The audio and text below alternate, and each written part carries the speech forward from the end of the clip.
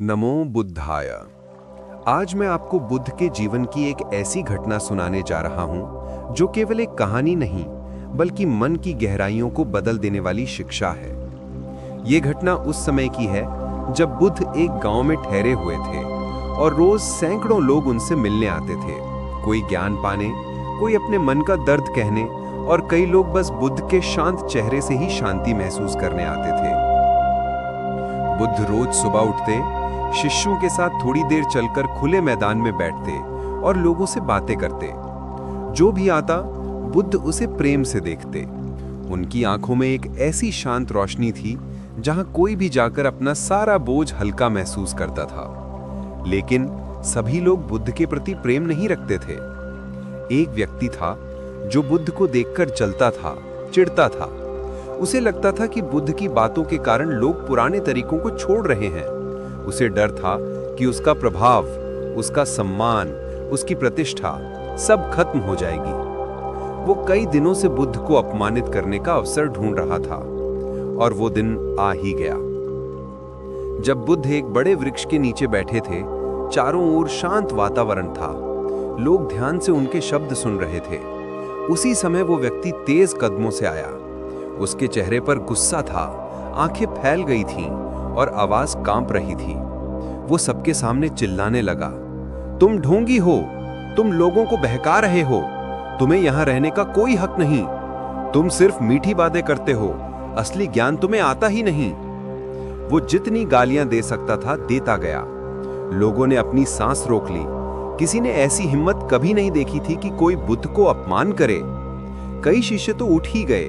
उनके मन में था कि उस आदमी को रोका जाए, लेकिन बुद्ध वो शांत बैठे रहे, मानो वो आवाजें हवा जैसी हों, आती हैं और चली जाती हैं। वो व्यक्ति कुछ देर तक चीखता चिल्लाता रहा। जब आवाज में दम न रहा तो थोड़ी देर में वो चुप हो गया। उसका चेहरा लाल था, उसकी सांसें तेज थीं। उसने सोचा बुद्ध प्रतिक्रिया देंगे, डांटेंगे, गुस्सा करेंगे या कम से कम नाराज नजर तो आएंगे। लेकिन बुद्ध की आंखों में वही शांत मधुर मुस्कान थी। कुछ पल के मौन के बाद बुद्ध ने धीरे से पूछा, भाई तुम थक गए क्या? वो आदमी ठिठक गया। उसे समझ नहीं आ रहा था कि इतने अपमान के बाद भी बुद्ध के स्वर में इतना प्रेम कैसे है। वो कुछ कह भी नहीं पाया। बुद्ध ने आगे कहा, मुझे एक बात बताओ, अगर कोई व्यक्ति तुम्हें एक उपहार दे और तुम उसे स्वीकार न करो तो वो उपहार किसका रहता है? वो आदमी बोला, जिसने दिया उसी का। बुद्ध ने धीरे से मुस्कुराकर कहा, ठीक वैसे ही तुमने मुझे गालियां दी, अपमान दिया, क्रोध दिया, लेकिन मैंने उसे स्वीकार नहीं किया। अब सोचो वो सब किसके पास रह गया? वो व्यक्ति ये सुनकर बिल्कुल मौन हो गया। उसके चेहरे का गुस्सा धीरे धीरे पिघलने लगा और वो वहीं बैठ गया, अपने ही क्रोध के भार से टूट गया। लोग आश्चर्य से ये दृश्य देख रहे थे। शिष्य भी पहली बार समझ रहे थे कि बुद्ध सिर्फ उपदेश नहीं देते, वे उसे अपने जीवन से जीकर दिखाते हैं। वो व्यक्ति कांपती आवाज में बोला, मैं गलत था, मेरे भीतर ही क्रोध था और मैं सोचता था कि आपसे लड़कर ये हल्का हो जाएगा, लेकिन मैं तो और भारी हो गया था।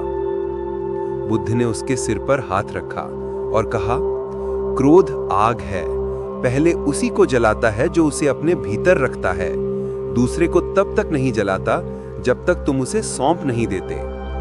वो व्यक्ति बुद्ध के चरणों में गिर पड़ा। उसके चेहरे पर पहली बार शांति थी। जो दर्द और गुस्सा वो वर्षों से ढो रहा था, वो बुद्ध की एक मुस्कान में पिघल गया और बुद्ध उसी शांत मुद्रा में बैठे रहे, जैसे कुछ हुआ ही ना हो, जैसे हमेशा थे। उम्मीद है आपको बुद्ध की ये विस्तृत और प्रेरक कहानी पसंद आई होगी। अगर आप ऐसी और गहन और दिल को छूने वाली कथाएं सुनना चाहते हैं तो चैनल को जरूर सब्सक्राइब करें। अगली कहानी में फिर मिलते हैं।